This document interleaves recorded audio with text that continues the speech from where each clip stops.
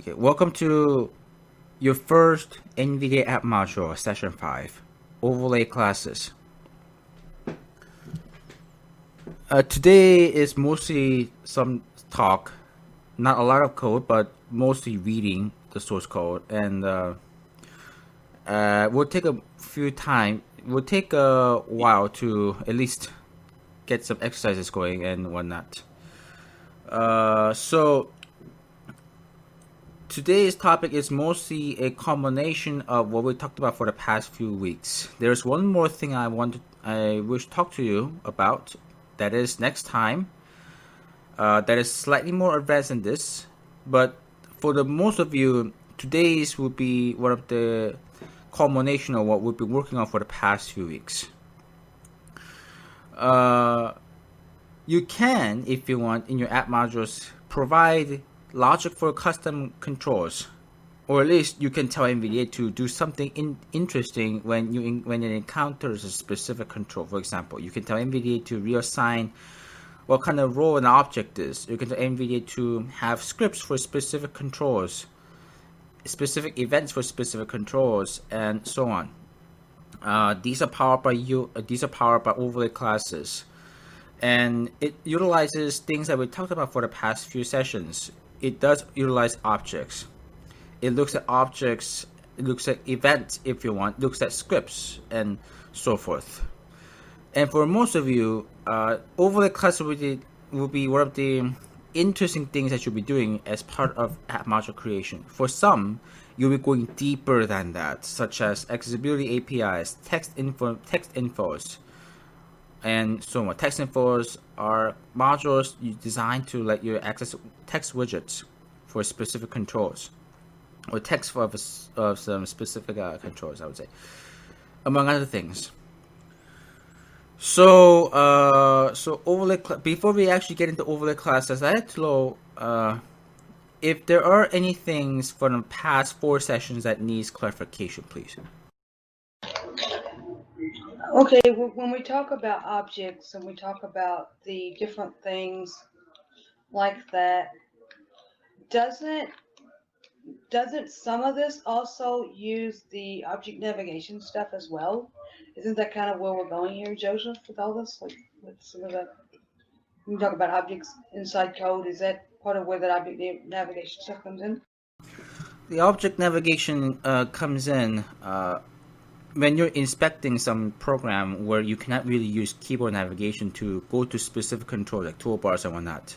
When it comes to app module writing, you'll find that object navigation sort of routine is best suited when you want to work with specific objects, when you want to look up some control, when you want to work with specific control, but you want to make sure that whatever sibling it is what you are looking for, and a lot of things.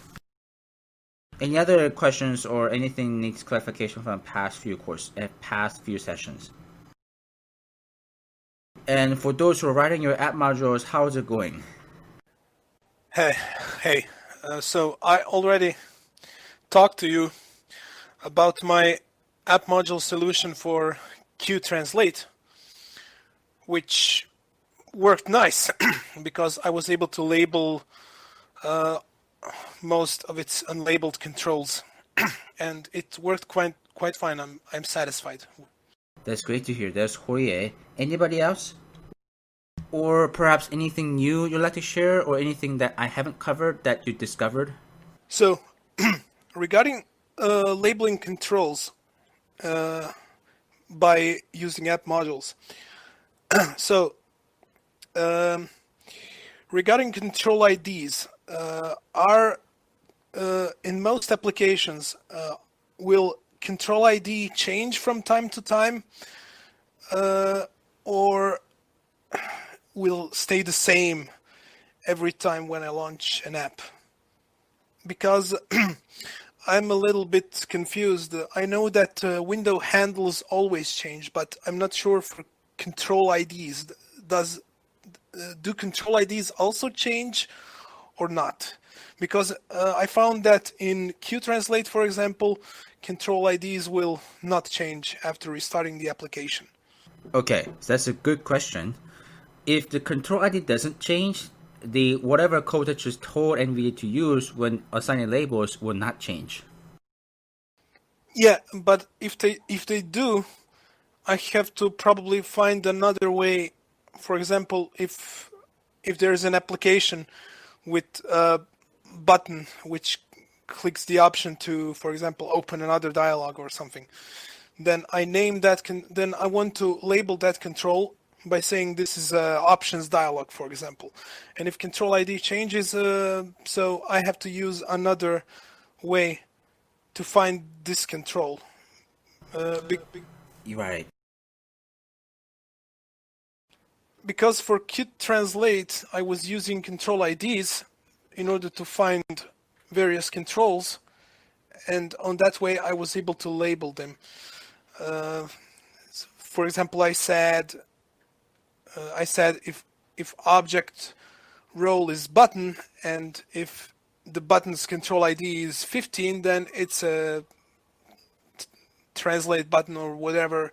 It's a source text edit box, for example, etc. Interesting. The thing is, I wish I could show you how Doug Lee did it for some of the controls, but because I don't have permission, I will not be able. But at least I can give you some ideas of how this can be done. If the control ID does change, then the most, I would say, reliable methods would be window class name, unless it changes. Probably it won't change, but window class name is reliable to some extent. Not always. You can use object navigation sort of emulation, like siblings, parent-child relationships, and whatnot. There are several app modules that will be reading up on that does have some of these. And the way one would collect control ID information and labels is using a map or dictionary, where the key is the control ID, and the label is the value. So you can do something like if object role is button, and if a control ID is found in a map, then it will look up the map and assign the label based on what the ID says. So that's one way Doug has done stuff with the Team Talk add-on, app module technically. And there are other reliable methods such as option navigation, emulation, and all those. Yeah, I also found that sound recorder module is also using dictionary for finding control IDs. Yes, so that's one way to capture a list of IDs and labels for them. Coming back to the initial question, is there a reason why the control ID would change between different runs of a program? Mostly because of the toolkit in use, because of the GUI toolkit in use. I do know that for certain Delphi applications, control IDs do change. So that means for Skype, for Total Commander, and similar. Yeah, and one way to check out which GUI toolkit one is using knowing what the class name for the foreground object is. Like I talked about some of the variables in Python console at the time, where you have FG for foreground and whatnot, and you look at the window class name, and there are some patterns that each graphical toolkit have. For Qt, it starts with Q. For Delphi, it starts with T.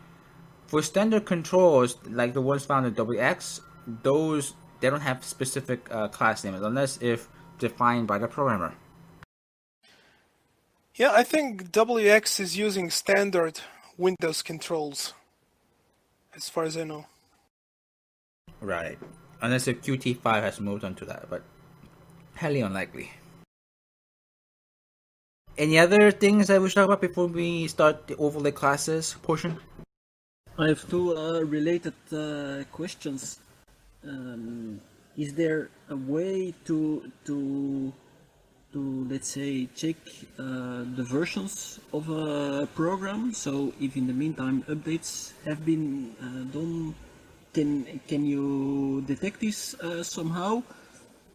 The other question I have is are app modules suitable also to make websites in a browser like Firefox more user friendly? And also there, can you somehow check if you are still on the version for which the app module was developed? Yeah, I was already giving an idea for NVDA to implement web modules, so we can make website specific adjustments. Because, for example, in JAWS 17 we have these web scripts. So web JAWS scripts. I found out that Doug Lee has wrote some scripts, JAWS scripts for YouTube, and web modules for NVDA would be for that kind of thing.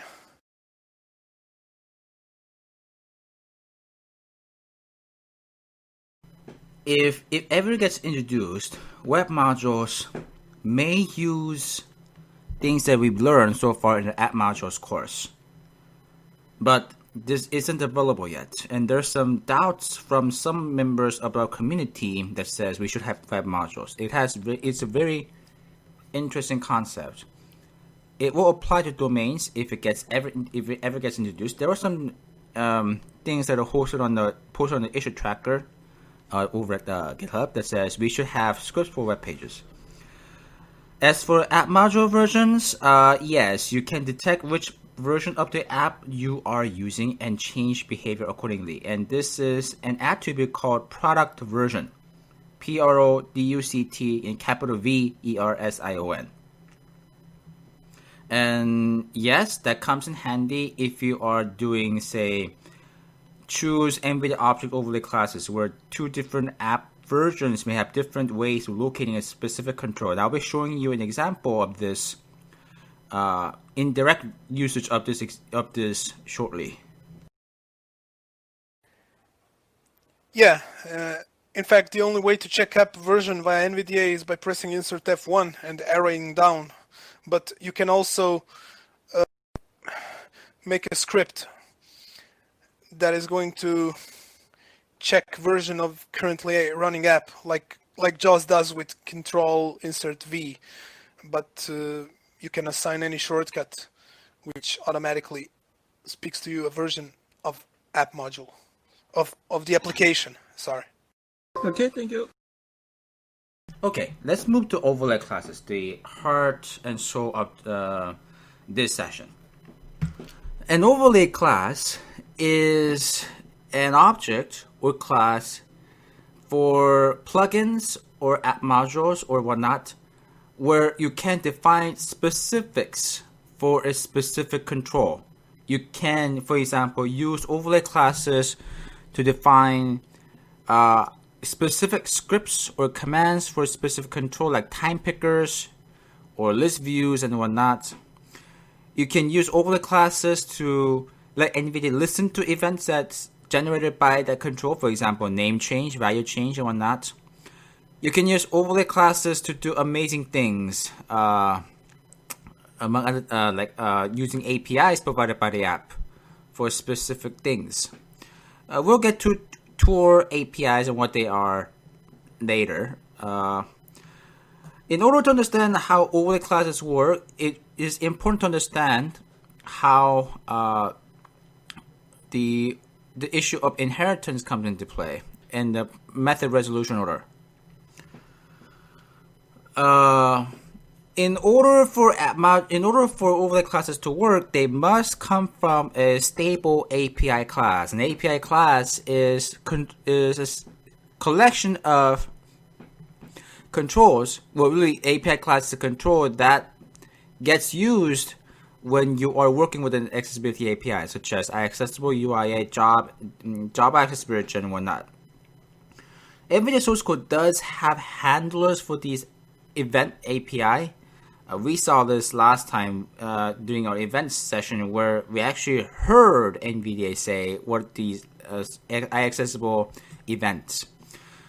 And besides the handlers, NVDA does come with a collection of API classes, or NVDA objects as they're called, organized by the accessibility API that powers them.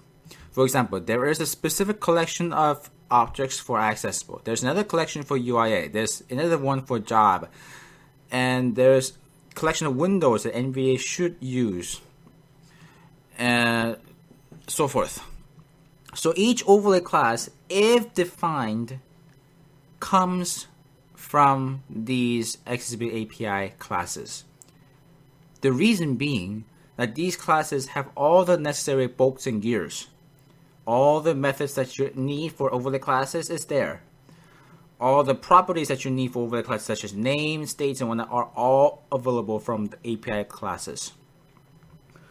And what you're doing is essentially in overlay classes is you are defining custom logic for custom controls, or controls that you know that will require special handling. All its powers comes from an accessibility API for the most part. So for example, you'll see something like class something left parent accessible right parent colon, or something class another thing left parent UIA.UIA right parent colon. It's class some window left parent window right parent. So what these say is you want to create an overlay class or an object that derives its power from a superclass or a parent class. So you have the accessibility API class, and you want to put some sugar on top of that. That's pretty much what overlay classes are. But they're more than sugars. They're more than sugars. They are actually powerful entities that you can use in your app modules to provide specialized handling. For example, giving labels, like what Hoye said. You can use it for adding scripts, and so forth. Different overlay classes can derive from each other. Like, for example, one overlay class can derive from iAccessible, and another class can derive from this particular overlay class. One class can actually remove a behavior. Like, for example, for web conference plugin or DC conference plugin, one of our contributors removed progress bar output from one of the classes. And we'll get to know how they work shortly. The way you remove it, we won't touch that because it's getting into the intermediate level, intermediate or advanced. But at least today we'll get a chance to see how things are actually added first, because that's for the most parts, that's all you need. You can just add some class, an overlay class, and that's it. There are two functions in the app modules that are involved with this. Well, technically there's three. The obviously third one being the class itself. The two functions that we're talking about are choose NVDA object overlay classes, where you know what the object is. You tell NVDA what to look for when you want to create, what is called instantiate an overlay class. And then you would just tell NVDA to insert this into classes lookup list. The other function is a technical event, NVDA object init event. I will give you signatures for this shortly. What this allows you to do is when NVDA encounters a control, it'll ask you for opinions as to what to do, and it'll take your opinion into account. So this is runtime change, runtime object assignment, label assignments, row assignments, and whatnot. Sometimes you can do some stuff there. Some things like you can tell NVDA to use specific attributes of an API class to do some things with whatever that you're looking at, and all those. And I'll give it a signature shortly. And overlay classes, as mentioned, it can contain scripts, contain additional variables, it can contain event handling, it can include some ways of manipulating objects, all sorts of things. It's like a mini version of an app module, except that you can use it from an app module. Sometimes you can use overlay classes from global plugins, and some may have experimented with it. One thing to remember though is that the way you call events is different in overlay classes versus app modules. Whereas in app module, you would say event, some event, let parent, self, comma, opt, comma, next handler.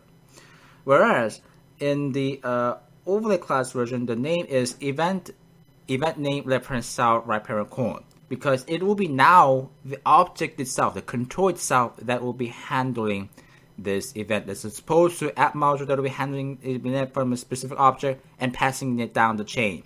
And as events pass down the chain, it will eventually end up at one of the API classes or overlay classes if we defined it, and it will do stuff with it. It can do amazing stuff with it. So that's the overview of overlay classes. Let me give you a signature for some of these functions. And as I'm preparing, are there any questions about this concept? With the different classes that you guys have, like the overlay classes and stuff, is there any way that, let's say, somebody really wanted, well, I mean, I hate to say this, but it's true. If an app developer doesn't make their app accessible, is it because of the overlay classes, or is it because of coding? What could be causing this sometimes? I would say mostly because of app developers' oversight. Usually, if you're using standard controls, when you develop an app, from what I heard from various GUI programmers, labels will be there. It can be picked up. It might be the oversight from an app developer in not telling screen readers what to say when it encounters a label, encounters a control, like saying a label in the proper role. And when the overlay classes comes in, when you want to provide specific additional logic for specific control. Like, for example, if a button is unlabeled, if you know how to label it, and if app developer says, I don't want to do it, then you would do it, and then you would come up with the event object init, over NVDA object init, as a last resort.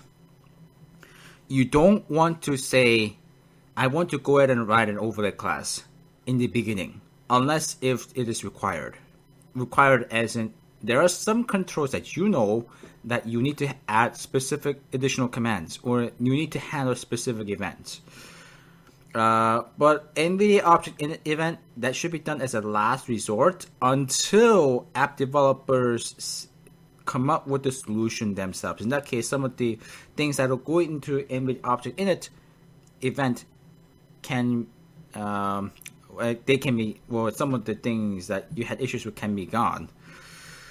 So you don't want to say, I want to write an overlay class from the beginning, unless if it is truly required.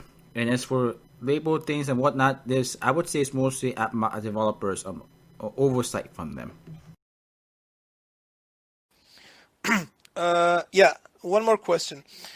So when we talk about labeling, is there any way by using events or whatever, that, for example, if a button is unlabeled, but it has a description in a tooltip, can I get a text from that tooltip and use that tooltip text as a label for the button in order to label that button by using the tooltip associated with the button? If the tooltip is a static one, that is, if the description does contain that, or if it's a tooltip that comes in and goes away, it might not be easy to do it. But if it stays, that is, if it shows up as a description text, then yes, you'll be able to use event. You'll be able to use over the NVDA object init to say, this is a control, no labels, but we do know that somehow the description text does have labels. So you can say ops.name equals ops.description. Be careful with that though. We want to make sure that the description does contain the label that you want.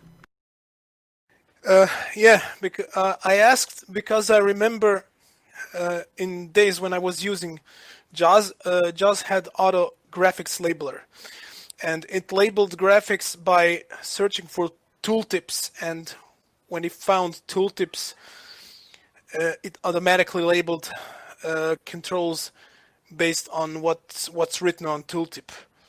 Tooltips does have their own events, and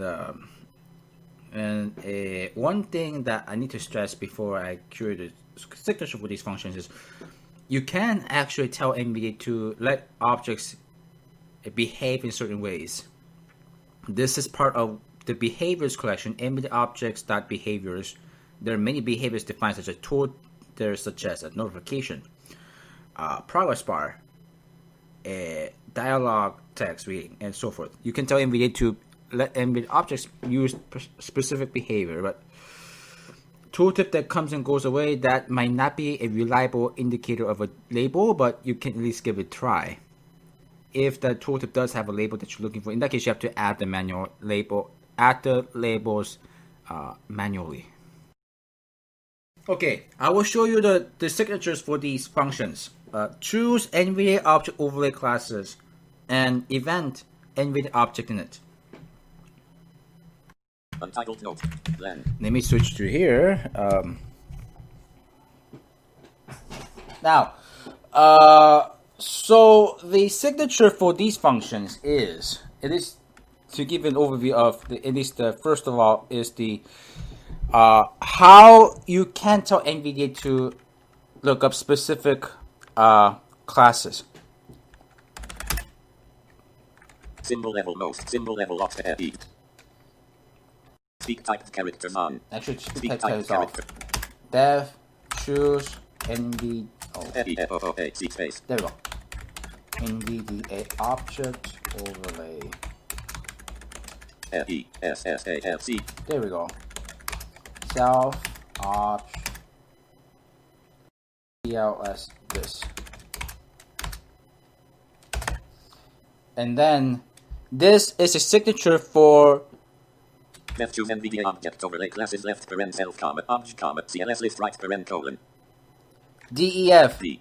DEF space CHOOSENVDAOBJECTOVERLAYCLASSES left paren SELF comma space OBJ comma space CLSLIST right paren colon.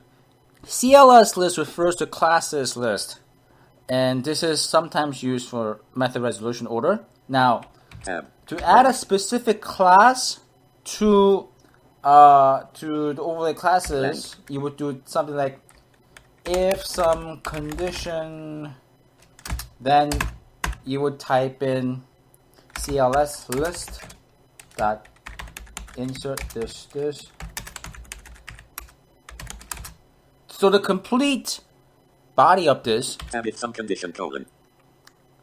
Tab CLS list dot insert left paren 0 comma class name right paren. Tab obviously you have to have the class name defined. lang. That is choose NVDA object overlay classes. And the class for this one is class sum object. JVOELOS. And when you define classes in Python, it is convention to use camel case, not exactly camel case, but you would use capitals. So like sum object, where S has capital, and the second O has a capital. EJVO. Like this. CLASS space SOMEOBJ J. Sum object. EFEI. So the class signature for this is, Class sum object left paren accessible right paren colon. if you have defined it that way, in that case you have to import Left lang. Select this T. from objects that like this. From NVDA objects not accessible import accessible.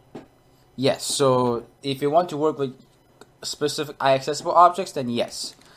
To find out what kind of object that you have, you will open the developer info and you look at what the object is, Python object string. It will tell you what kind of object it is. For UIA, it will be OPM. I. if you want to work with specific UI controls from From NVDA objects.ui import UIA. UIA, K-A-I-U. UIA. So among From various NVDA different things, selection removed. or like NVDA objects, that window, and all those, and a lot of things. So that's choose overlay classes function. The next one is the way you would define a mechanism to assign things on the fly. So this is the event dev C-G-O-A. there we go. D-N.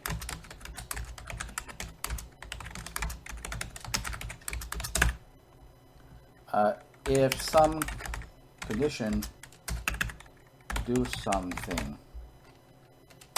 Now this is the whole signature. Def event line NVDA object line init left paren self comma opt right paren colon. Notice there's no next handler because this is an internal NVDA event. DEF space EVENT line NVDA OBJECT line INIT left paren SELF comma space OBJ right paren colon. That's the full signature. Tab if some condition colon. Tab the something. So that's basically the pseudocode for this. I'll showing you in real life examples of these shortly. Left blank selection removed. You can do in the overlay class in the object init event. You can do things like you can reassign rows, you can suppress some things, you can reassign names, you can reassign anything you want. Be careful though. It's runtime, so you have to make sure that you tune that event. There's code in there to make sure that you're dealing with the correct object. Now those will be the things. Again, the choose NVDA object overlay classes that's meant to allow you to choose specific overlay classes for specific controls. Whereas event NVDA object init that's used to let you override certain properties at runtime when NVDA encounters a specific object, and it can take your instructions or opinions into account. Blank. So that is so those are the functions that you need. Note that event NVDA object init that's mostly useful in app modules only. So please don't try using it in global plugins. You can try if you want, but you might want to. But you should reserve that for app modules for the most part. Team top 5. Any questions at this time regarding the signature that I just showed you? We will tour the real life examples shortly. So cls.insert and then 0. This means first class. CLS insert 1 is a second class. For example, if I wish to insert multiple classes, can I make a list object or dictionary object? And for example, in dictionary object, say 0 : this class, 1 : this class, and then I say, for example, I enter for loop. And then inside the for loop, I loop through the dictionary entries and I say CLS insert and so on and so on. Interesting question. It is CLS list, not CLS. CLS in list. So it's CLS and then capital LIST. For loop isn't advisable actually. If you run the for loop, what will happen is NVDA will get confused, because if you assign insert, if you do insert, whatever that you insert will become the top, and whatever that you insert at the bottom, it'll get confused as to what to expect. So for example, if you have object X and you want to insert it as a top, so to CLS list dot insert left parent 0 right 0 and then CLS then object X, and then you have CLS list dot insert 1 and object Y. Now if you run it inside a for loop, what will happen is the first pass object X will be on top. In the second pass, object Y will be inserted in the second position. In the second position. So what will end up happening is the entire tree becomes, say for example, object X depends on accessible, but object Y depends on something else. sometimes object X and object Y will have contradictory things. So what will end up happening is, after the for loop runs, you have, instead of say object X accessible, object Y, you have object X and then object Y and then accessible. So so in that case, whatever contradiction that object X has, object Y will not be able to work with it properly. So it isn't advisable to use for loops because of things that could go there, things that can happen there.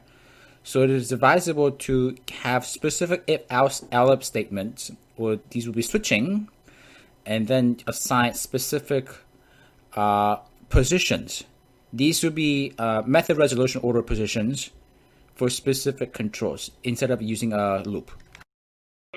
Well, one of the things I was going to ask you is, like in programs like Skype and programs other than Word and that kind of thing, is app modules, are they basically the only thing that's used to make those other programs?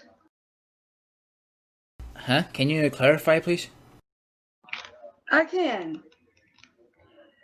Like, say for example, you take a program like Skype.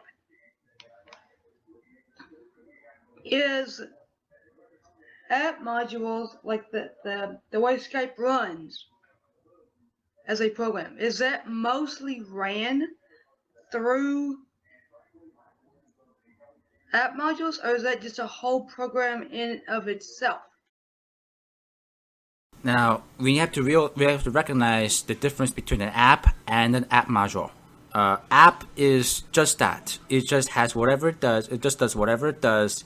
It may have different controls. It may have different components, different modules, and whatnot.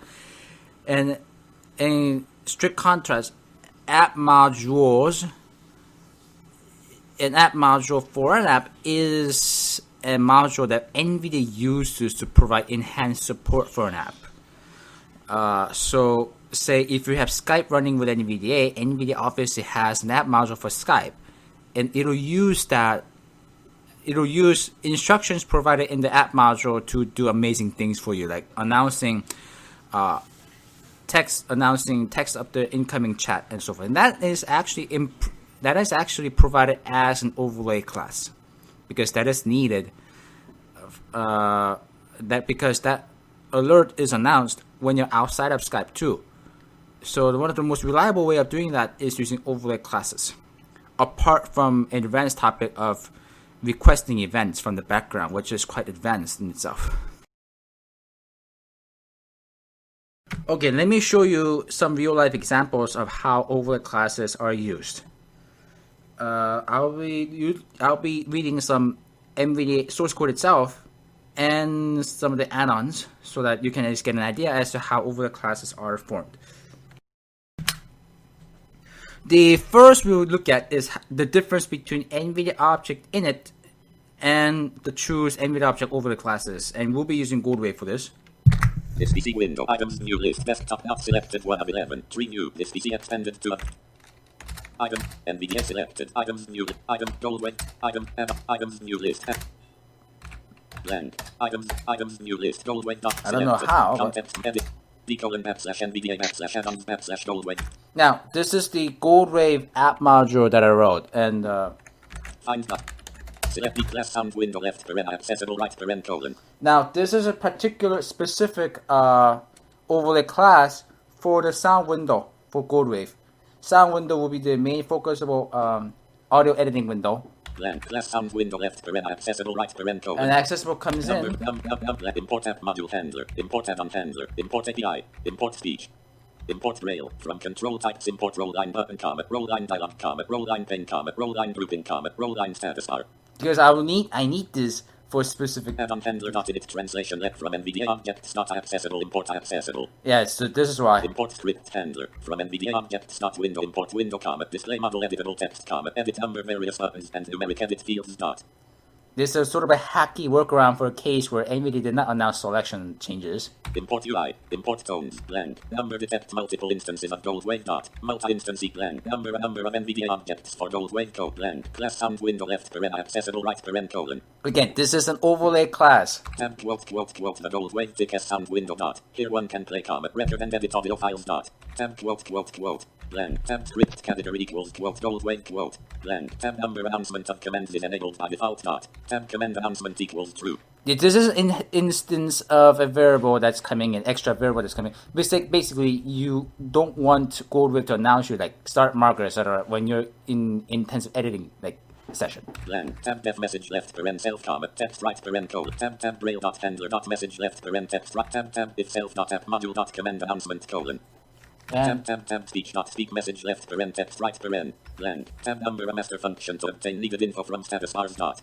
Temp def get status info left paren self comment temp bar index comment child index right paren colon. This is an example of object navigation emulation that we talked about a few sessions ago. Temp fg child equals self dot app module dot line get line status bars left paren status bar index right paren. I will talk about what essentially there are two status bars. I want to make sure that we get the right status bar for Goldwave. Temp if not fg child dot display text colon. Temp fg child dot redraw left paren right paren. Mick Curran told me about this a few years ago. Temp number fg child equals self dot app module dot line get line status bars left paren stat bar temp tricolon. Temp info equals fg child dot get child left paren child index right paren dot display text. Temp accept index error code. Temp return quote.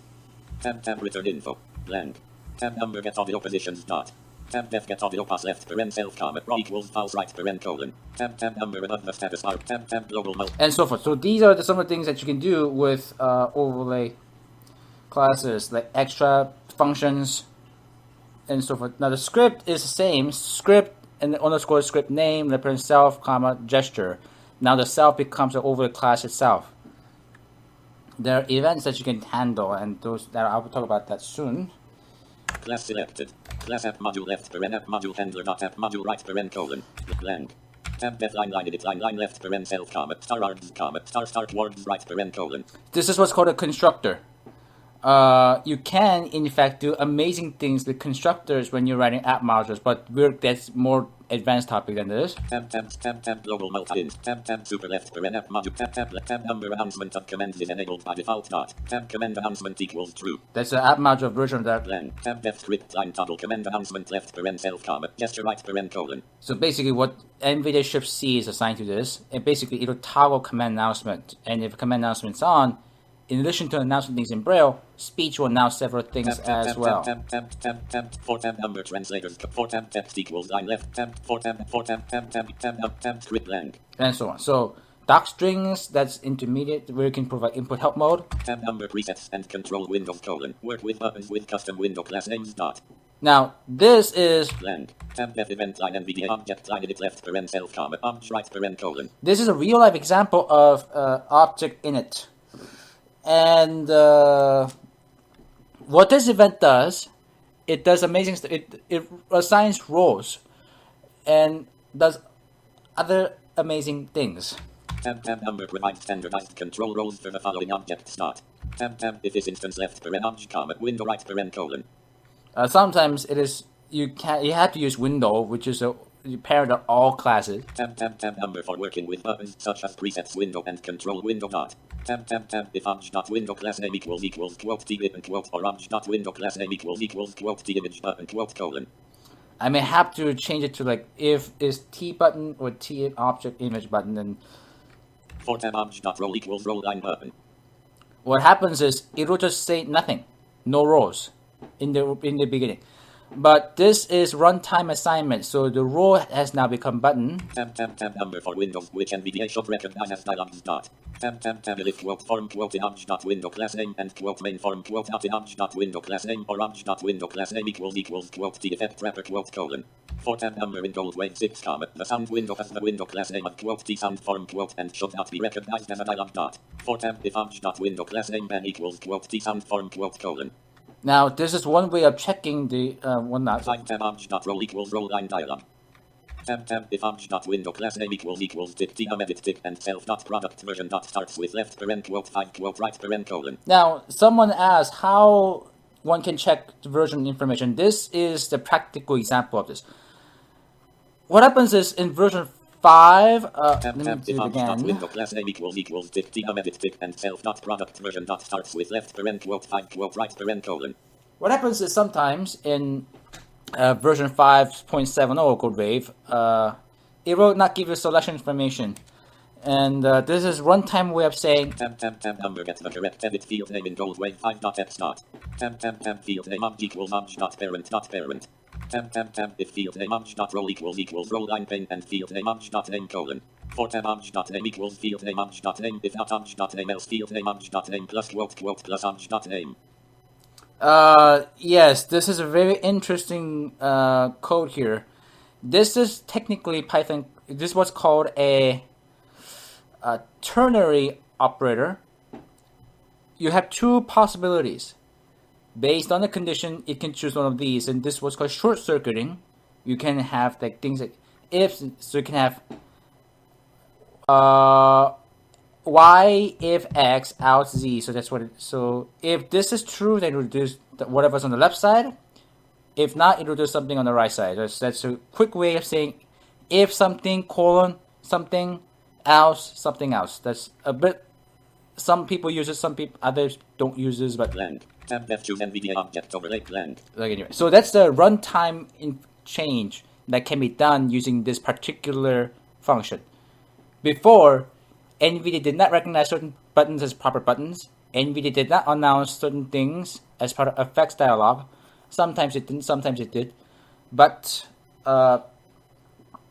because of this edit in event object init, you can do these. You can tell you what kind of button it is, what the dialog is, what the true label of the button is, and so forth, so forth. Temp F choose NVDA object overlay classes left parent self comma obj comma CLS list right parent. Now this is the example of choosing a specific overlay class. Temp number custom NVDA overlay objects for sound window and edit fields colon. Temp if obj dot window class name in left parent quote T wave new quote comma quote T sound form quote right parent colon. Temp number T wave new equals 5.x comma T sound form equals 6.x dot. This is I usually tend to put helpful comments in there, and Temp CLS list not insert left parent 0 comma sound window right parent. And let me actually give you a short demonstration of this shortly. Temp if obj dot window class name in left parent quote T edit quote comma quote T time edit quote right parent colon. And this is quite getting advanced here, but Temp tricolon. For temp CLS list not remove left parent display model editable text right parent. For temp CLS list not insert left parent 0 comma edit not edit right parent. Temp accept value error colon. For temp pass blend. Temp number cache needed status blend. and so forth. So this is getting advanced, but this is one way to remove things and add things at runtime, and that's more advanced topic. Now the real example using Gold Wave is this. Fold Gold Wave workspace. Let me create a new sound file. Gold Wave Untitled 1. Now, if I press NVDA F1 from here, NVDA log viewer edit multi-line read. I'm using Gold Wave 6 at the moment. Now let me go to Focusable colon true as focus colon true. Python object. Python object colon less app modules dot goldwave dot sound window object at 0x04 f33210 greater. Whereas, if I Goldwave, start an Untitled NVIDIA with F, no restart add-ons, Goldwave Untitled 1. if I open NVIDIA F1 again, NVDA log viewer edit multi-line if read. I press NVIDIA F1 again, this time, less NVDA objects not accessible object at 0x04 11c50 greater. now let me start with restart with add-ons on. Goldwave Untitled 1. I'm using a different synthesizer, that's why. Let me go back to developer info. NVDA Python object colon less app modules dot goldwave dot sound window object at 0x04 ff250 grade Goldwave Untitled. And you can do things like control NVIDIA number 1 for Selected channel colon stereo. Trap length colon 01 colon 20 colon 00.000. But if I start NVIDIA with no add-ons, in this case, with the app module not loaded, with no overlay class here, if I press Control NVIDIA number row 1, no. 2, no, it does something else. So that's one way of using overlay classes to provide custom scripts. Gold way. and so forth. So that is that's one that's one of the reasons why some people love overlay classes, and that you can do all sorts of things here. Let me X out of Search this. Twitter dash Windows 10. Team top 5. Team top 5. And a lot of things. So that's overlay classes, at least in real life. Even I've NVDA object in it somehow in the real life. So that's with Goldwave. We'll go into event shortly. At this point, are there any questions or comments, anything like this? Regarding this CLS list, how is it actually used by NVDA? What is it actually? And so why would you add and remove things from it? CLS list, not CM, CLS list pretty much says it's a list of objects that NVDA will consult when it performs specific actions. For example, if you want to say having a script defined or some kind of things done on specific objects, NVDA will look at CLS list and see and go through the object looking for specific things to do. For example, if say in Goldwave, if I press Control NVDA number 1, it knows that it's a script that's defined in the Goldwave class because it's the first object that it'll consult. If it finds it, it'll move on. But say if I, for example, read the title of this part, if I see if it's focused or not, and what it will do is it will see the NVDA Goldwave object. It is a sound window. It is accessible, so it will look at accessible and it will say it focus or not. So that's basically a list of objects that NVDA will consult when it performs specific actions or specific routines as your app module or whatever runs. So, if I write an overlay class, and for example, if I want to have a script attached to the edit window of sound editing application, for example, so I have to write this script inside a class, or I have to write this script inside app module class. I'm a little bit confused. Sorry for that. That's fine. If you want the script to work from the window alone, then you would write the script as part of overlay class. If you want the script to be made available everywhere, as long as you use the app module, then you would define it in the app module. Okay, got it. Let me show you how events are different in overlay classes. And for those who don't know what events are specific routines that can be called or handled when something happens. So, okay. This will be preview up next week too, because I'll be looking at a UIA class. The class in question is how time pickers work in Win 10 App Essentials. List PC window. Items new list. Items new list. NVDA window. Items new list. Add-on. Win. Steam top app modules row 1. Capping win apps window. Item. Add-on to items. Which I had the pleasure of writing. Selected. Items new list and calc maps pilot. Well, actually, it's part of a global items new list win. You can indeed write overlay classes for global plugins, and this I'll make an exception for this. Selected. Content. D:\/ blank. Number. Because it's interesting to show you how the class looping selector item left paren UI right paren colon. Looping selector item. So Class looping selector item left paren UI right paren colon.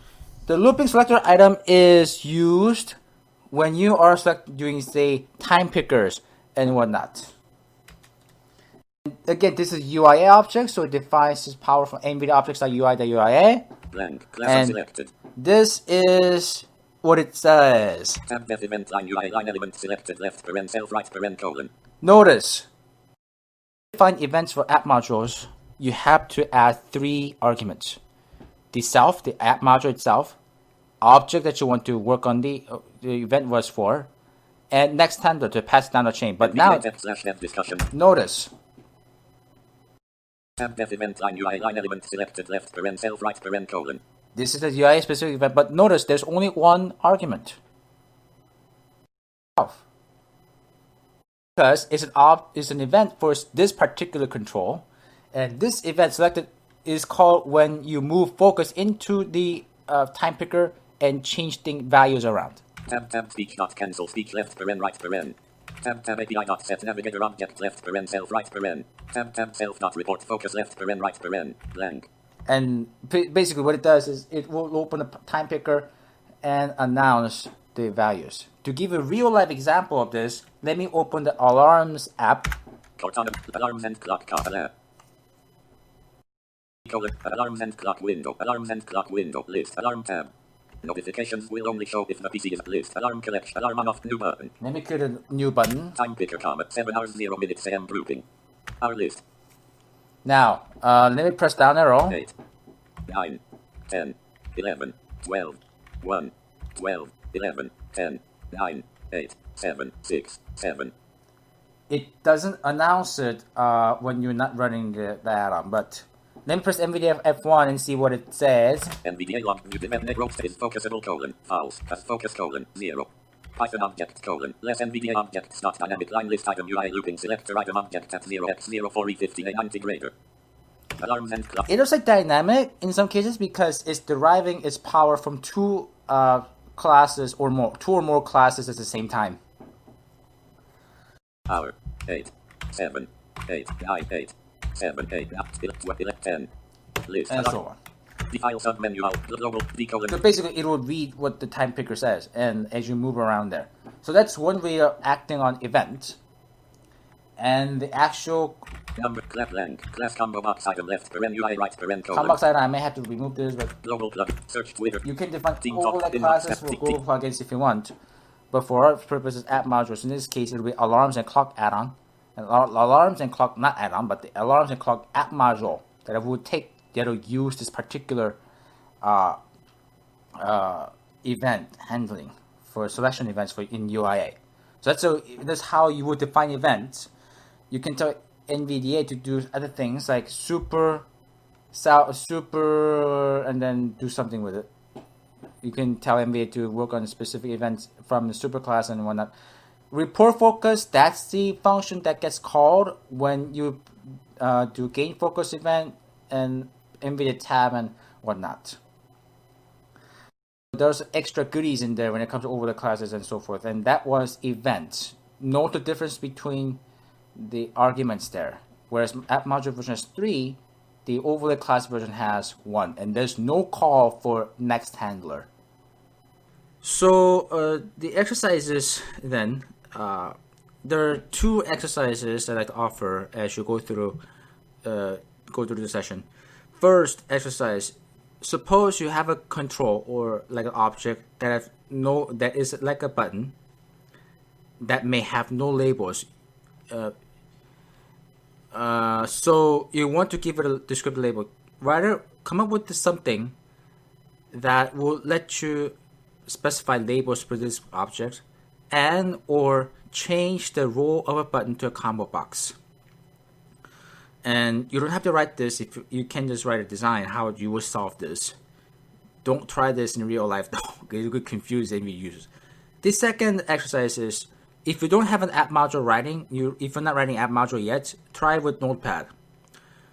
Write a script that will let you know the value of the Notepad edit field or the length of the character count of the Notepad edit field, but with condition that it must be something that can only be done from the edit field only. And that is a bit more involved than the first. And that for this one, if you want to try it, please go ahead and try it in real life. So today we talked about overlay classes, what they are. Pretty much, you could provide custom logic, custom routines for specific controls and whatnot. We talked about scripts and events and whatnot in there. We had some tour of some of the real life examples of this. Next session 6 and the final one will be on APIs, application program interfaces. APIs provided by accessibility layers like accessible UIA, APIs provided by apps such as Winamp and so forth. And if we have time, we'll have some people from our course give you some presentations of their app modules they are writing. And with that, folks, this concludes session 5. See you in session 6. application APIs.